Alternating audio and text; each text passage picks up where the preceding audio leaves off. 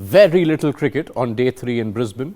It's hard to keep track of whether we saw more wickets fall or more rain intervals, but whatever play did happen has set India back in the third test of the Border Gavaskar Trophy. Cheteshwar Pujara here to look back on that day, which has to be a day which has dented India's bid of where they stand in this third test, Cheteshwar. It has, and I thought we could have batted a lot better.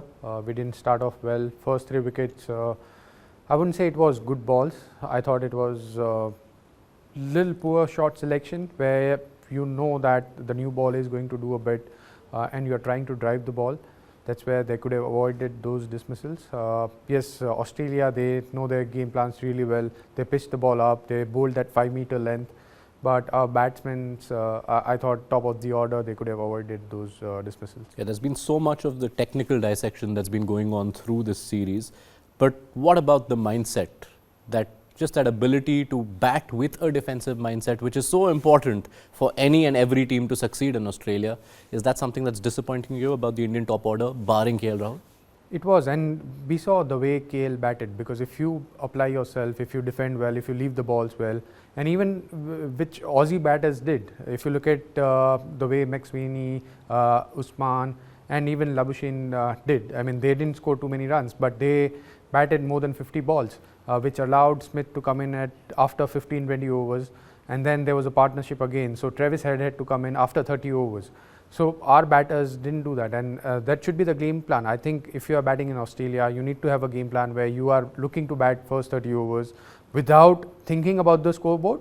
If you get a loose ball, you still try and punish it. You don't have to be over defensive either, but you are not picking the right ball. The mistakes our batters did is not picking the right length, because if you are playing at Brisbane, you need to know that from 5-meter length, it looks like the ball is up, but because of that extra bounce, you can't drive those balls. What do you put that decision making, the errors in decision making down to? Because it's not like people like Jaiswal and Gill don't have a sample.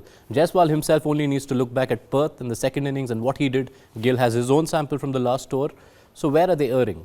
I think somewhere down the line, it's the mindset where they feel that they need to play positively, they need to put pressure on the bowlers, but you only put the pressure on the bowler when you are picking the right ball, when you are making the right decision. Because we have seen that the way Travis Head has batted, his batting has been little positive, his strike rate has been somewhere close to 90, but he bats in the middle order.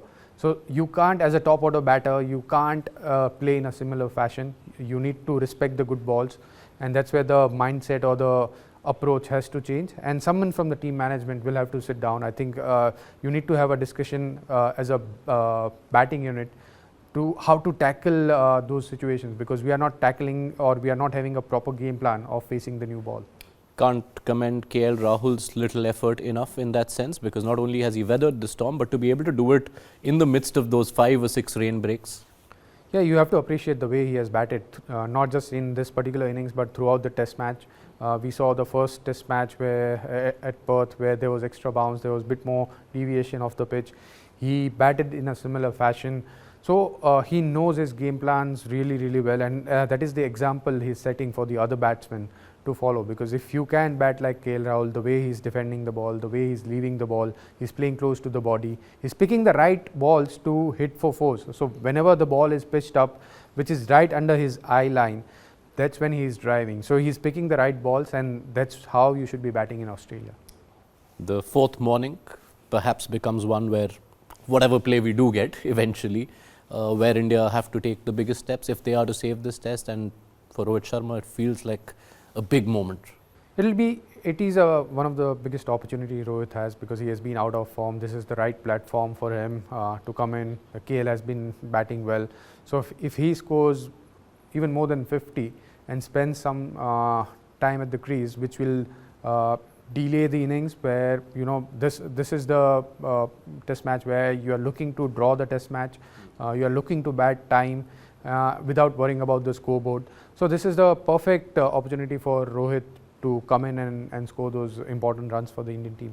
The hopes of survival in this test, you feel also hinge on relying on weather right now? I think you do rely on the weather at this stage, because you have already lost 4 wickets. If we lose a couple of more wickets, then there is more pressure on the lower middle order, and then if they have to face the new ball, I'm sure it will be a big challenge for them.